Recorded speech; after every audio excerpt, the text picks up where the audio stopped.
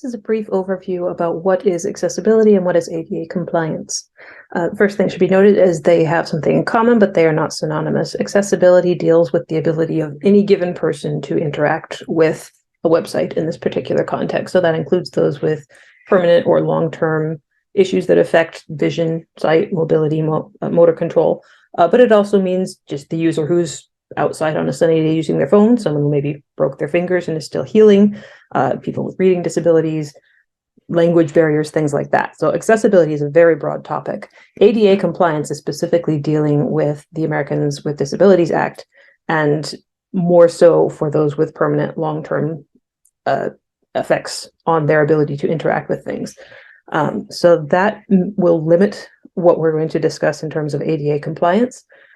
Typically, a lot of that will come down to those with vision impairment because websites are primarily a visual medium. So there's quite a bit that you want to do there, but you would also need to consider those with hearing impairment, people who have mobility issues, maybe they aren't able to type or control a mouse, things like that. You could also consider those who have something like epilepsy, where if the screen's going to start flashing at them, they're going to have a physical response that is problematic for them, to say the least. So those are what we're dealing with when we talk about ADA compliance.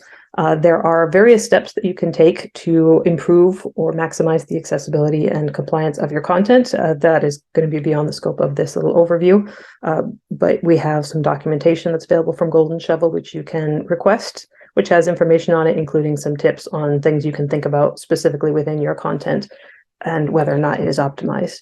In addition, in the admin, any of the editable content fields have a little accessibility icon right here. You can click that and it's going to run through the content on your page and flag things that it determines may be an issue. Bear in mind, this is just an automated machine identifying potential issues. So it's not always correct. It is not always the best solution to take the solution that it's offering, although it will offer you a solution so that you have some guidance. So do bear in mind that you will need to actually look at your content and think about what you were trying to achieve and whether you actually maybe need to make more extensive changes than just the modification that's being suggested.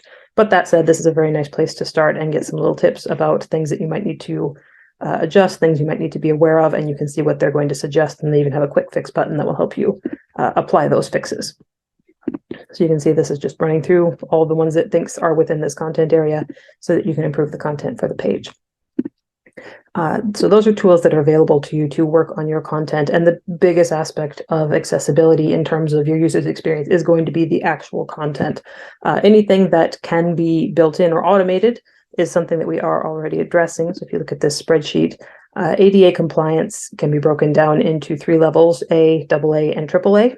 So A is the most basic level, AA is a little bit more stringent, and AAA is the most that you can do to accommodate those users who have some difficulty accessing the site through traditional methods. This particular spreadsheet is one that we created internally so that you can see what is being addressed through how the site is built and run versus what is content, and in some cases they're both. So you can see that there's a few items within the A level which cannot be addressed in how the site is built. They are purely down to content. So that's things like providing text alternatives for non-text content. If you've got a video on the page, making sure that the video has closed captioning or that there's a link to a transcript available. Same for an audio file, making sure that you have actually, that's pretty much all 4 of those address those topics.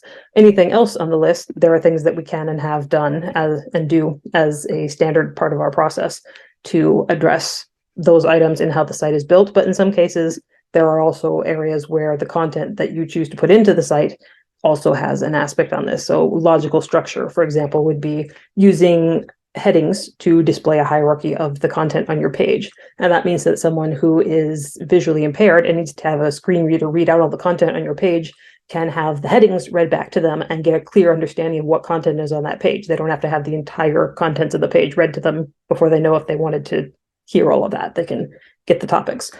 So you can see that there are things that we would build in terms of headings for the overall page structure, but then when you put your content into a page, you would further break that down by headings as well. So that is an area where 2 topics or 1 topic is addressed in 2 different ways.